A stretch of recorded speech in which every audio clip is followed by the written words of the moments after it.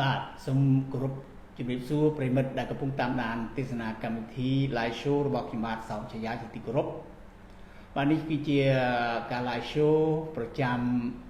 រាត្រីថ្ងៃអង្គារទី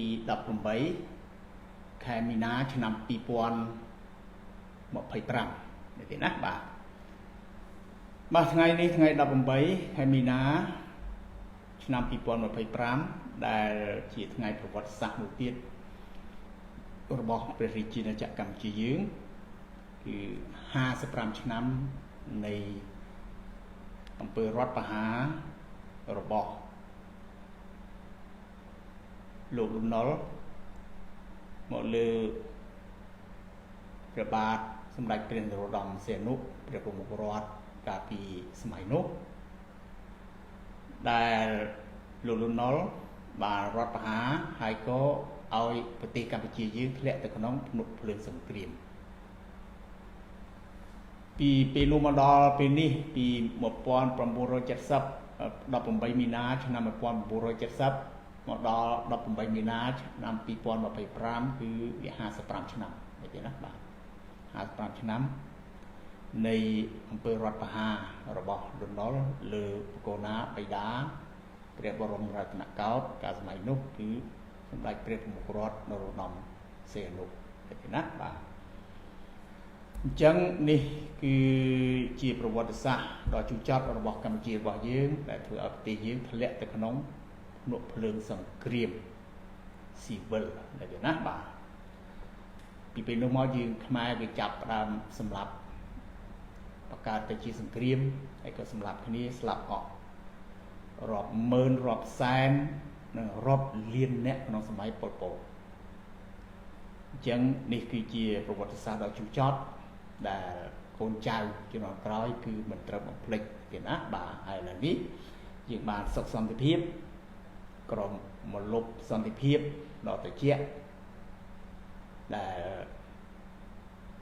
បានមកដោយសម្ដេចអគ្គមហាសេនាបតីតេជោ ហ៊ុន សែននយោបាយឈ្នះនិងអិសរាជជនគណៈបព្វជិជន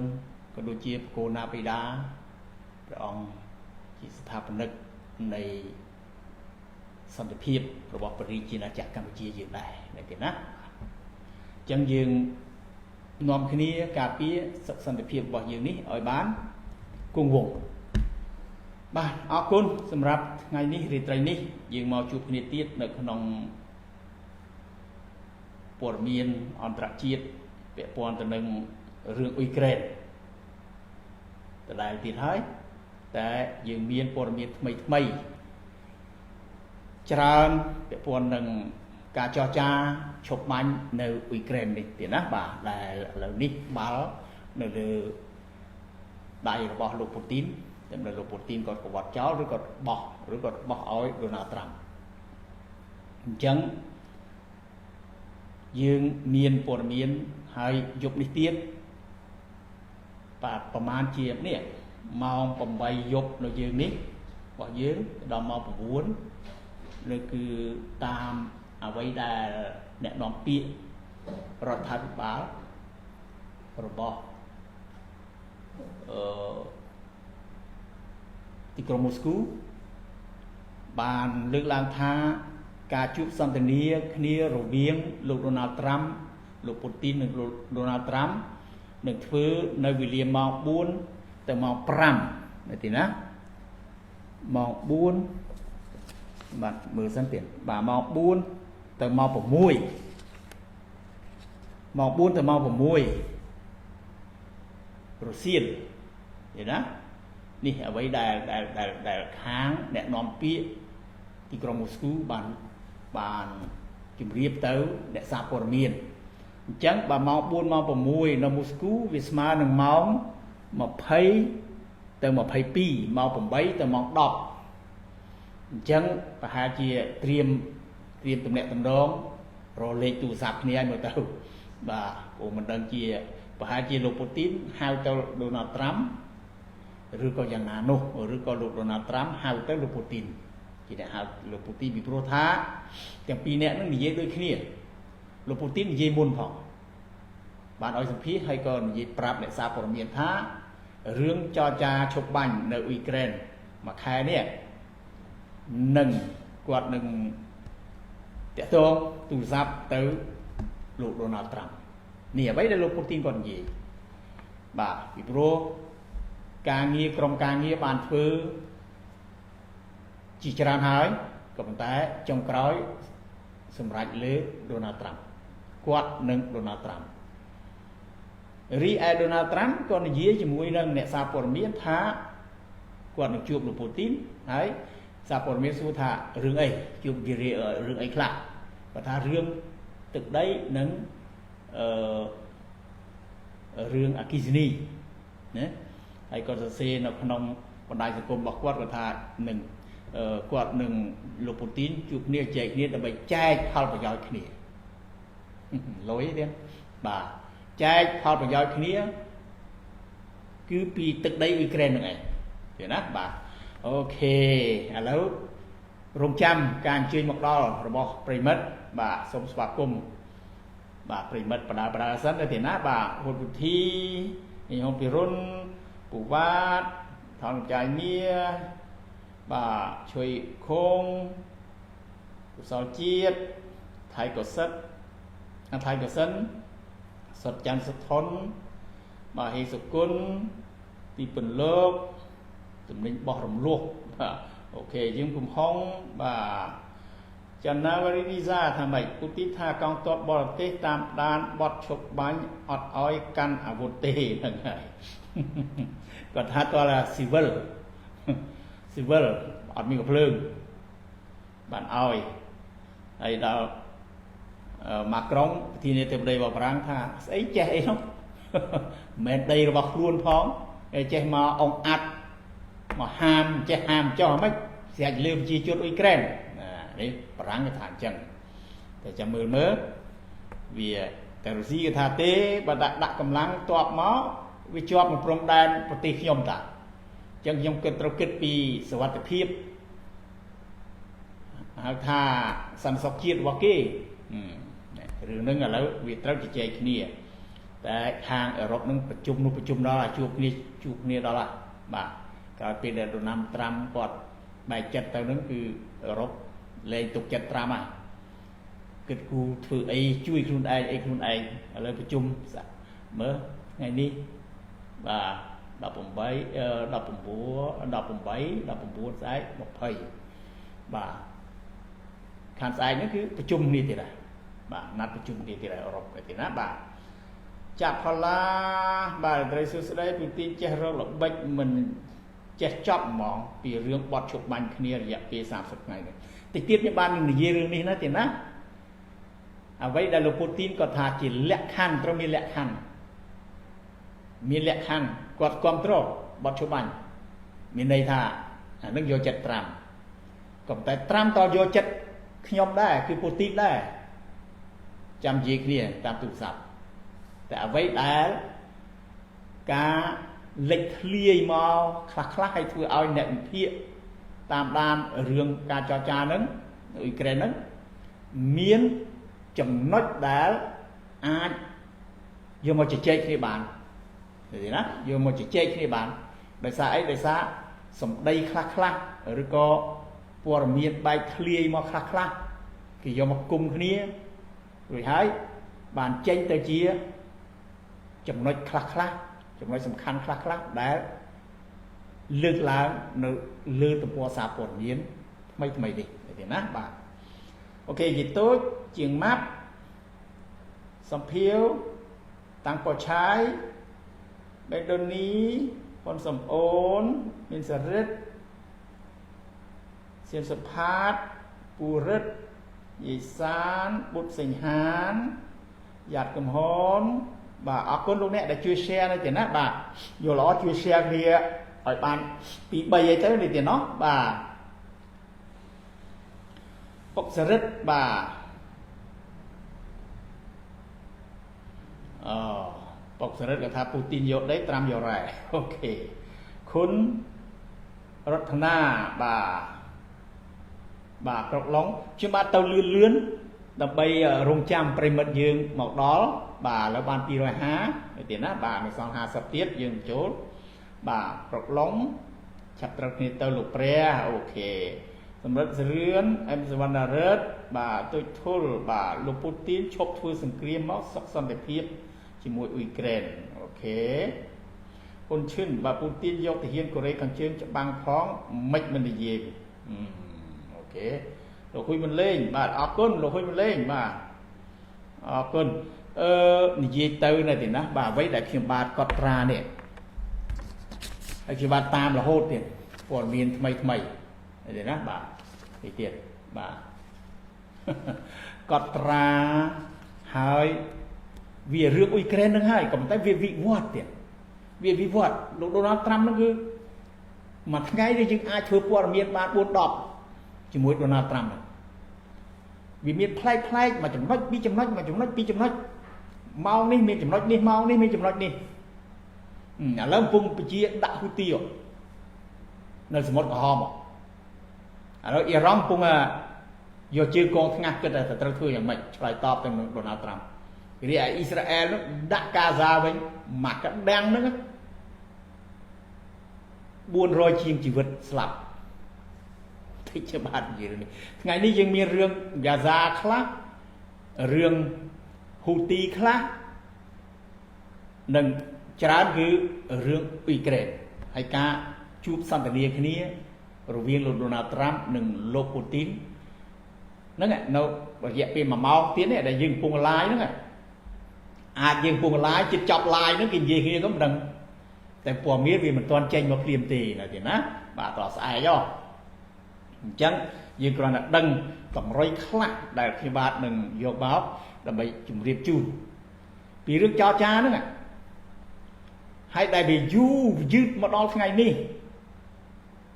ដែលលោកសេលេស្គីក៏ថាពូទីនមានល្បិចពូទីនស៊ីម៉ោងពញាក៏ប៉ុន្តែការពញារបស់ពូទីននេះដើម្បីធ្វើឲ្យត្រាំធ្វើសម្បទានយកពីអ៊ុយក្រែនយកទៅឲ្យពូទីននិងល្បិចរបស់ពូទីនអានេះអ្វីដែលអឺរ៉ុបគាត់វិភាគព្រោះអឺរ៉ុបឥឡូវនេះតាមមើលអត់លេងទេអឺរ៉ុបទេណាបាទអរគុណលោកហ៊ុនមិនលេងបាទខ្ញុំគំហរស់សេងបាទលោកនាយកវិទ្យាសាស្ត្រខ្មែរនៅអំពើពុករលួយមិនដឹងល្អមិនទេអូពុករលួយហ៎ល្អហ៎បើនិយាយរឿងនឹងល្អអូខេលោកម៉ូតូក្រុងបានលុងបាទគឹមសុផាតបាទសួរលោកនាយកបើត្រាំមានគំនិតគុំគួនតាបៃដិនមែននោះត្រាំក៏មិននៅបានយូរដែរទង្វើរបស់ត្រាំជាមួយរុស្ស៊ីអ្នកជាតិនិយមអ្នកវិទូឬអ្នកប្រជាធិបតេយ្យរបស់អាមេរិកមិនទុកឲ្យត្រាំនៅយូរតទៅមុខដែរអ្វីដែលខ្ញុំបាទដាក់ណាចំណងជើងហ្នឹងដោយសារខ្ញុំបាទមើលឃើញថាវាអ្នកដឹកនាំប្រទេសអ្នកនយោបាយវាអត់ត្រូវមានការគុំគួនគ្នាអីដល់ប៉ុណ្្នឹងតិចអ្នកនយោបាយដូចគ្នាទោះបីជាគណៈបកខុសគ្នាក៏ដោយវាមិនដែលថាឲ្យតែថាលោកโจ Biden គាត់ធ្វើអីនៅសល់ត្រាំបំផ្លាញអស់លុបចោលអស់អត់យកហ្នឹងវាយហ៊ូទីហ្នឹងក៏អូโจ Biden នឹងទៅដែរថាធ្វើតែប្រទេសតែផ្ដាស់ធ្វើអត់ចេះធ្វើការទុកឲ្យហ៊ូទីនឹងបាញ់ទូកបាញ់កប៉ាល់របស់ខ្លួននឹងបានហ្គាហ្សាហ្នឹងក៏ចឹងដែរឲ្យជំនួយទៅដល់ឲ្យជំនួយទៅគ្នាឯងទៅឲ្យអ៊ីស្រាអែលថាឲ្យជំនួយទៅយឺតយ៉ាវអីណាគិតច្រើនពេកអីណាធ្វើឲ្យពួកហាម៉ាស់នឹងបានដៃខโจ Biden នឹងទៀតរឿងនៅអ៊ុយក្រែនផ្ដល់ជំនួយបន្ទោយកដូចយកប្រេងចាក់លើភ្លើងយ៉ាងโจ Biden ធ្វើហ្នឹងហើយវាមិនចប់កើតសង្គ្រាមអញ្ចឹងវាកាន់តែស្លាប់ទៀតណាធ្វើនឹងអត់ចេះគិតតែមកโจ Biden នេះអ្វីដែលត្រាំគាត់និយាយចឹងបានឃ្លៀបហាត់អូហូហើយឥឡូវហ្នឹងគាត់នៅតែរក្សាគំនុំរបស់គាត់នឹងទុក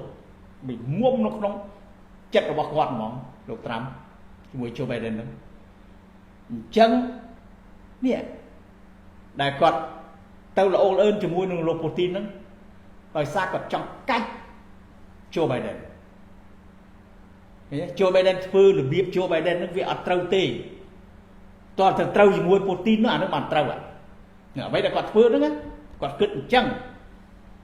នេះអ្នកវិភាគគេវាយតម្លៃទើបខ្ញុំបានទិន្នន័យនឹងមកយកមកគោរពជំរាបជូនឲ្យប្រិមិត្តពិចារណាថាវាពិតអញ្ចឹងទេគ្រាន់តែវាយជាមួយហ៊ូទីហ្នឹងគាត់ធាញចូលបៃដិនមកហើយវាជាអតីតប្រធានាធិបតីរបស់ប្រទេសយើងប្រទេសខ្លួនទៅចង់គេត្រូវទុកមុខទុកមាត់គ្នាដែរកុំយកមកលេងសើចជាមួយនឹងពួកឧទាមពួកអីចឹងវាអ្នកដែលគេវិភាគគេវាតម្លៃថាទេហេចុះមិនក៏អីដល់ថ្នាក់ហ្នឹងលោកណាត្រាំហ្នឹងវាទៅជាប្រធានាធិបតីរបស់ប្រទេសខ្លួនអតីតប្រធានាធិបតីរបស់ប្រទេសអាមេរិកនេះវាអន់ជាងពួកឧទាមទៅទៀតអ្វីដែលដូណាល់ត្រាំគាត់លើកឡើងហ្នឹងថាសកវ៉ាបាទជុំលោកជុំសារ៉ាន់បាទ311ហើយអូខេបាទឯណារិទ្ធបាទជុំសារ៉ិតថាម៉េចអាចមានកិច្ចព្រមព្រៀងឈប់បាញ់រុស្ស៊ីមិនគោរពទេអូខេឥឡូវដល់មានហើយប្រិមិត្តយើងមកហើយគ្រប់គ្នាអស់ហើយនៅទីណាបាទយើងបានប៉ុណ្ណឹងយើងចាប់ផ្ដើមពីប៉ុណ្ណឹងហើយប្រិមិត្តជួយ share គ្នាផងខ្ញុំបាទចូលព័ត៌មានហើយនៅទីណាបាទរឿងដែលពិភពលោកទន្ទឹងរង់ចាំដើម្បីនឹងចាំមើលតើការសន្ទនាគ្នារវាងលោកដូណាល់ត្រាំនិងលោកពូទីនយប់នេះជិតដល់ម៉ោងហើយនេះបាទហើយជាម៉ោង9យប់អីហ្នឹងអាចថាចប់ live របស់យើងហ្នឹងគឺគាត់អាចជួបគ្នានិយាយគ្នាហើយយើងនឹងដឹងព័ត៌មានហ្នឹងស្អែកក៏ប៉ុន្តែតម្រុយនឹងការដែលអ្នកវិភាគព្យាយាមប្រមាញ់យកហើយយកមកវិភាគចែកគ្នាវិភាគម្នាក់វិភាគទៅចេញមកអញ្ចេះអ្នកវិភាគទៅចេញទៅអញ្ចេះរួចហើយយើងស្ដាប់យើងមើលអ្នកវិភាគ 3-4 នាក់ទៅមើលឃើញថាការវិភាគនឹងវាយតម្លៃរួមគ្នានៅទីណាបាទរួមគ្នាគឺការដែលលោកពូទីនគាត់អូសបន្លាយនេះដើម្បីនឹងឲ្យលោកដូណាល់ត្រាំគាត់ខ្វល់ខ្វាយស្លឈាមចង់ថាធ្វើយ៉ាងម៉េចឲ្យវាបានឈប់បាញ់ឲ្យបានឆាប់ចុះកិច្ចព្រមព្រៀងឈប់បាញ់ឲ្យបានឆាប់នោះគឺគោលដៅសំខាន់របស់លោកដូណាល់ត្រាំអញ្ចឹងលោកពូទីនគាត់ស្គាល់ដូណាល់ត្រាំអញ្ចឹងពូទីនព្យាយាមអូសបន្លាយហើយដាក់លក្ខខណ្ឌដើម្បីនឹងឲ្យលោកដូណាល់ត្រាំគាត់ឯកភាពតែដូណាល់ត្រាំឯកភាពវាចប់ណាសេលេនស្គីទៅក្អកអីកើតឥឡូវឧទាហរណ៍ថាមិនឧទាហរណ៍ទេការវិភាគរបស់គេវាយតម្លៃថាតំបន់គ្រីមេប្រិមិត្តនឹកឃើញទេតំបន់គ្រីមេដែលរុស្ស៊ីយក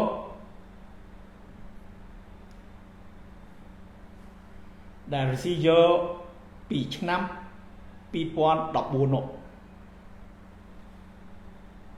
ពយគ្រីមេទេណាបាទនេះគឺជាទឹកដីរបស់អ៊ុយក្រែនណាទៀតណាទាំងអស់ហ្នឹងទឹកដីរបស់អ៊ុយក្រែនដែលឥឡូវនេះរុស្ស៊ីគេកាន់កាប់នេះសាពូរីសៀខេសននៃទាំងអស់ហ្នឹងឥឡូវរុស្ស៊ីកំពុងកាន់កាប់ណាអាក្រហមនេះដីរុស្ស៊ីលឿងនេះដីអ៊ុយក្រែនឥឡូវនេះដែលលោកដូណាល់ត្រាំគាត់ឲ្យសម្ភាសដល់អ្នកសារព័ត៌មានថាជជែកគ្នារឿងទឹកដីគឺគ្រីមេហ្នឹងឯងគេនឹងនិយាយគ្នាតែនិយាយការពិតទៅគេនិយាយគ្នាហើយអ្នក lobby របស់អ្នក ក្រុមការងាររបស់ Donald Trump និងខាងរុស្ស៊ីជួបគ្នាហ្នឹងគេបាននិយាយគ្នាហើយឥឡូវហ្នឹងវាមានចំណុច2ដែលត្រូវយកជជែកគ្នានេះដែលត្រូវទូរស័ព្ទជជែកគ្នានេះនៅរឿងផ្សេងមួយចំនួនទៀតតែប្រធានបទធំ2ហ្នឹងគឺរឿងគ្រីមេនឹងមួយនិងរឿងអគ្គិសនីធម្មពលនុយក្លេអ៊ែរដែលនៅសាប៉ូរីសៀនេះនៅម្ដុំហ្នឹងហើយនៅក្នុងទឹកដីដែលរុស្ស៊ីកាន់កាប់អញ្ចឹងយប់នេះគេនឹងជជែកគ្នាដំបូងហ្នឹងណាយប់នេះណារឿងគ្រីមេសិនពូទីក៏ឆ្លាតដែរឥឡូវដើម្បីឲ្យបានឈប់បាញ់ចេញជារូបជារាងបានរយៈពេល1ខែហ្នឹងណាឥឡូវលោក Donald Trump ឲ្យប្រកាសទទួលស្គាល់គ្រីមេរបស់ខ្ញុំមួយទៅ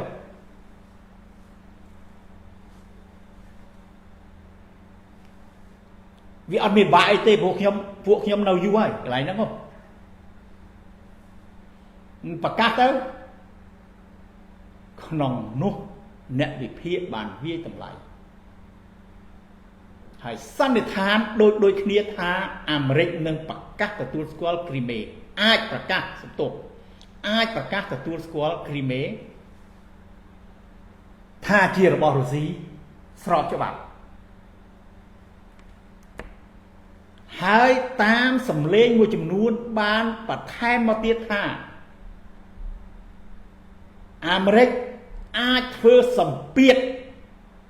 ដាក់សម្ពាធទៅលើអង្គការសហប្រជាជាតិទៀតឲ្យទទួលស្គាល់ថាគ្រីមេនឹងជាទឹកដីស្របច្បាប់របស់រុស្ស៊ីអានេះជាការវិភាគណាទៀតណាថាវានឹងចេញផ្លូវនឹងប្រិមត្តយល់ឃើញមិនដែរទៀតនេះគឺជាលក្ខខណ្ឌទី1ដែលលោកពូទីនត្រូវដាក់ឲ្យលោក Donald Trump ធ្វើការងារផ្ទះ homework ដែលត្រូវឲ្យលោក Donald Trump ធ្វើណាដើម្បីដោះដូរនឹងការចរចាឈប់បាញ់1ខែហ្នឹងដែលលោកពូទីនអូសមកដល់ថ្ងៃហ្នឹងធ្វើឲ្យលោក Donald Trump គាត់អន្ទះអន្ទែងគាត់ចង់ស្លោឈាមពីព្រោះគាត់ចង់បាន credit របស់គាត់សម្បើមណាស់អារឿងឈប់បាញ់ហ្នឹងអញ្ចឹងលោកពូទីនគាត់ដឹងគាត់អូសហើយយកលក្ខខណ្ឌគ្រីមេហ្នឹងយកមកដាក់អាហ្នឹងមួយ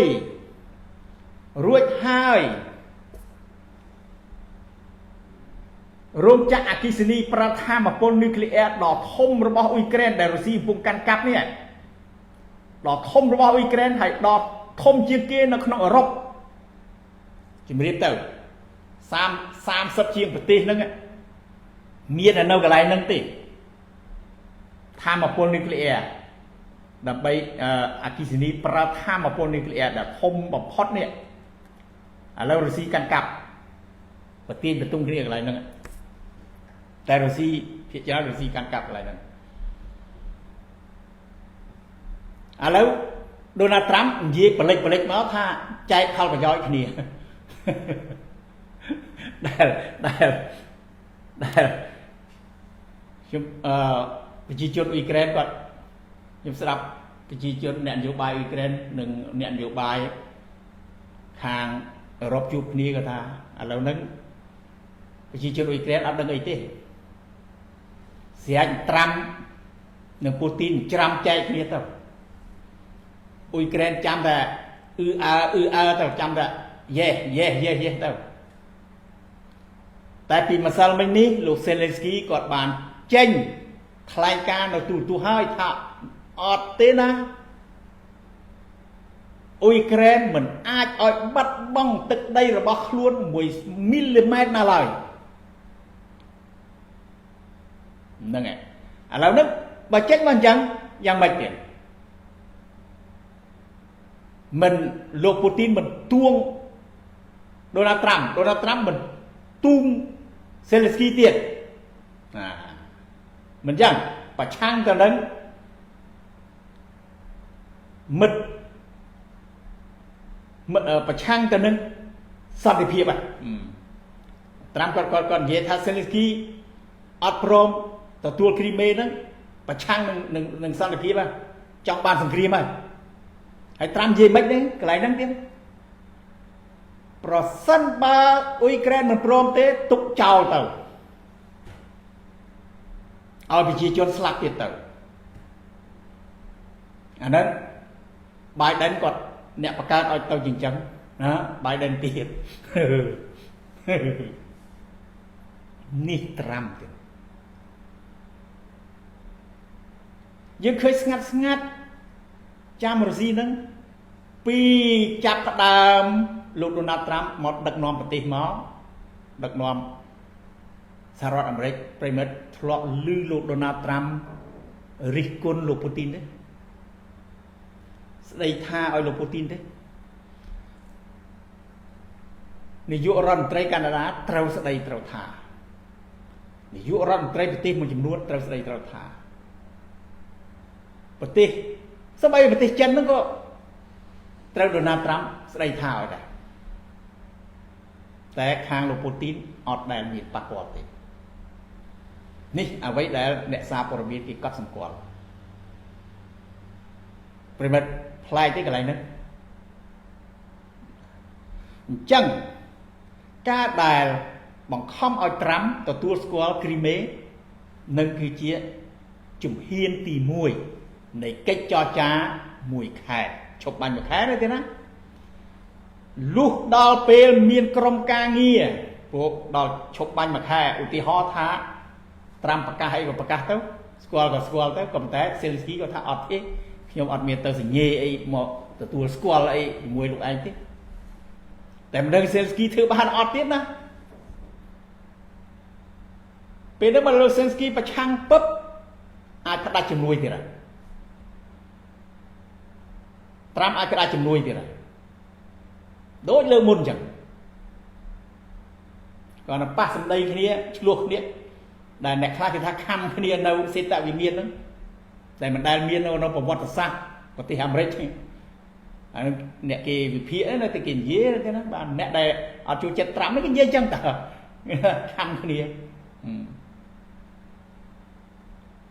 ផ្ដាច់ជំនួយយោធាព័ត៌មានយោធាអីខ្ទេចខ្ទីអស់អ៊ុយក្រែនស្លាប់ចេះតិចមកហឹបនឹងឥឡូវនេះប្រសិនបើការជួបគ្នាចរចាគ្នានិយាយគ្នារឿងគ្រីមេហ្នឹងអ៊ុយក្រែនអត់ព្រមនៅវាអាចឈានទៅដល់ទៀតនឹងស្អីកើតមកទៀតតែអ្នកវិភាគមួយចំនួនមានតម្លៃថាប៉ុន្តែផ្ដាច់ជំនួយយោធាទៀតទុកឲ្យងាប់ទៅព្រោះអត់ចង់អត់ស្ដាប់គាត់ឃើញទៀតនេះហេតុការណ៍ដែលកើតឡើងនៅក្នុងចំនួនដែលលោក Donald Trump គាត់ជាប្រធានាធិបតីអាមេរិកមានសិទ្ធិ4ឆ្នាំនៅក្នុងការដឹកនាំប្រទេសហើយមានអំណាច4ឆ្នាំហ្នឹងនៅក្នុងការសម្រេចស្អីៗទាំងអស់ទាំងក្នុងប្រទេសទាំងក្រៅប្រទេសតែពាក់ព័ន្ធជាមួយនឹងអាមេរិក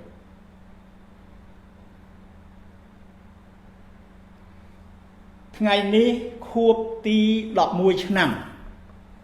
នៃតំបន់គ្រីមេគ្រីស្មៀដែលរុស្ស៊ីបានយកពីអ៊ុយក្រែនប្រធានាធិបតីរបស់ប្រទេសទួរគីបានប្រកាសមិនទទួលស្គាល់នៅការកាន់កាប់ឬក៏យកទឹកដីរបស់អ៊ុយក្រែនជាពិសេសតំបន់គ្រីមេនិងតំបន់ផ្សេងៗទៀតអត់ទទួលស្គាល់ទួរគីប្រកាសមុនគេទាគីអត់ទាន់ដឹងថាត្រាំនិយាយនឹងពូទីនរឿងគ្រីមេអត់ទេយប់នេះតែចេញសេចក្តីប្រកាសហើយក្នុងន័យខួប11ឆ្នាំដែលរុស្ស៊ីឈ្លានពានយកគ្រីមេអញ្ចឹងជឿថាប្រទេសផ្សេងៗទៀតគេនឹងប្រឆាំងទៅនឹងប្រសិនបើលោក Donald Trump ប្រសិនបើលោក Donald Trump គាត់ប្រកាសទទួលស្គាល់គ្រីមេវាមិនខុសពីអ្វីដែលគាត់បោះឆ្នោតប្រឆាំងទៅនឹងសេចក្តីសម្រេចរបស់អង្គការសហប្រជាជាតិឲ្យរុស្ស៊ីដកទ័ពចេញពីអ៊ុយក្រែនពីប្រមាណខែមុននឹងទេប្រមាណសប្តាហ៍មុននឹងទេវាអត់ខុសគ្នាទេ ចឹងអ្នកវិភាគមួយចំនួនថានឹងប្រកាសទទួលស្គាល់អាចថាប្រកាសទទួលស្គាល់គ្រីមេថាជារបស់រុស្ស៊ីនិងដាក់សម្ពាធឲ្យអង្គការសហប្រជាជាតិទទួលស្គាល់ទៀតលោកពូទីនក៏សុំបើមិនចឹងទេឈប់បាញ់ហ្នឹងទៅអត់រួចទេដល់ឮថាឈប់បាញ់ទៅអត់រួចភ័យពួកអានោះមុខមាត់គាត់ហើយដល់ខាងសេលេស្គីនេះគាត់គិតថាគាត់ចង់ឲ្យងាប់គាត់ចង់ឲ្យរស់ពួកដូចពងមាន់នៅក្នុងដៃអញ្ចឹងហ្នឹងតែជាមួយគ្នានោះអឺរ៉ុបនៅពីក្រោយខ្នងបច្ចុប្បន្ននេះអឺរ៉ុបកំពុងនៅពីក្រោយខ្នងលោកសេលេស្គីពីប្រជាជនអ៊ុយក្រែននេះជំហានទី1ដល់ពេលមានគណៈកម្មការមានក្រុមការងារដើម្បីចរចាគ្នាក្នុងពេលរយៈពេលដែលឈប់បាញ់មួយខែនោះគេនឹងបង្កើតក្រុមការងារចរចាបន្ទាប់វាមិនត្រូវចរចារឿងទឹកដីទៀតណាដាក់កម្លាំងទ័ពបរទេសដើម្បីការពារសុខសន្តិភាពនិងអធិបតេយ្យរបស់អ៊ុយក្រែនអឺរ៉ុបកំពុងតែត្រៀមទ័ព 10000 20000យកមកដាក់នំវាត្រូវដោះដូរទៀតណាពូទីនទៀតហើយយកអាដីប្រហែលខេត្តហ្នឹង4ខេត្តហ្នឹងទៀមយកហ្នឹងទៀតណាបើមិនចឹងទេគាំងហើយសន្តិភាពតរួចទេចប់30ថ្ងៃបាញ់គ្នាទៀតដូណាល់ត្រាំធ្វើម៉េចអត់បានមានដៃសន្តិភាពធ្វើម៉េចគៀបនេះទៀតអត់បានទៅយករ៉ែកំរយកអត់បានប្រពន្ធនៅច្បាំងគ្នាទៀតគៀបអ៊ុយក្រែនទៀតសួរថាទង្វើរបៀបហ្នឹងប្រជាជនអ៊ុយក្រែនទទួលយកបានទេអត់បានទេយើងមើលប្រវត្តិសាស្ត្រវាអាចរលត់រលាយអ៊ុយក្រែនដោយសារតែគេការពារទឹកដីរបស់គេក៏ប៉ុន្តែគេវាខ្សោយប្រទេសដែលឈ្លានពានខ្លាំងគ្នាបាត់បង់ទឹកដីទៅអានោះវាអាចអញ្ចឹងក៏ប៉ុន្តែសួរថាគេខុសទេមិនក៏មិនព្រមទៅ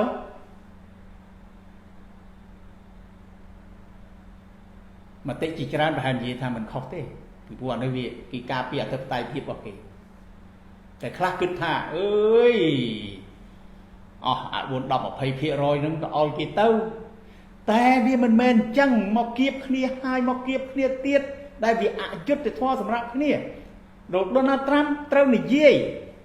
ថាទេលោកពូទីនអធិបតេយ្យភាពប្រទេសរបស់គេមានណាលោកមិនគិតរឿងអធិបតេយ្យភាពលោកទេដែលខុសលោកដូណាល់ត្រាំគាត់គួរនិយាយរបៀបហ្នឹងទោះបីជាគាត់ត្រូវគ្នាជាមួយលោកពូទីនមិនក៏ដោយក៏គួរសម្របសម្រួលយកទៅច្បាប់មកនិយាយតែនេះបើសិនបើថាគាត់ឯកភាពស្អែកនឹងក៏ឯកភាពខាងស្អែកក៏ឯកភាពជាមួយលោកពូទីនឲ្យទៅគៀបប្រជាជនអ៊ុយក្រែនសួរថាប្រជាជនអ៊ុយក្រែនក៏ទទួលយកបានទេមានប្រទេសជាច្រើនណាងើបឡើងតស៊ូហើយក៏របៀបនេះវាមិនមែនតែអ៊ុយក្រែនមួយទេដែលងើបឡើងតស៊ូវាទាំងអឺរ៉ុបពីព្រោះទី1គេមើលឃើញភាពអយុត្តិធម៌ហើយឃើញថាដូណាល់ត្រាំពិតជានឹងបកគលអ្វីទាំងអស់ឲ្យលោកពូទីនហើយសម្រាប់អ៊ុយក្រែនហ្នឹងទាំងយោធាទាំងអីគឺនិយាយទៅគឺអ៊ុយក្រែននឹងទៅជារបស់រុស្ស៊ី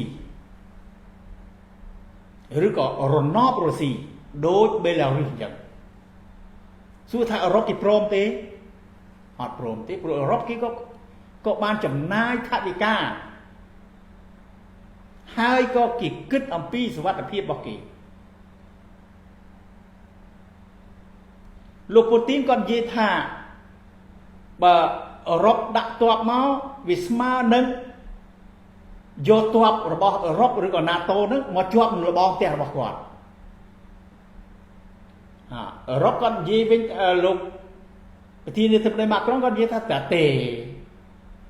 ដីនឹងដីរបស់អ៊ុយក្រែនតើវាធំនៅលើអ៊ុយក្រែនទេអ៊ុយក្រែនសម្រាប់ថាយ៉ាងម៉េចឲ្យ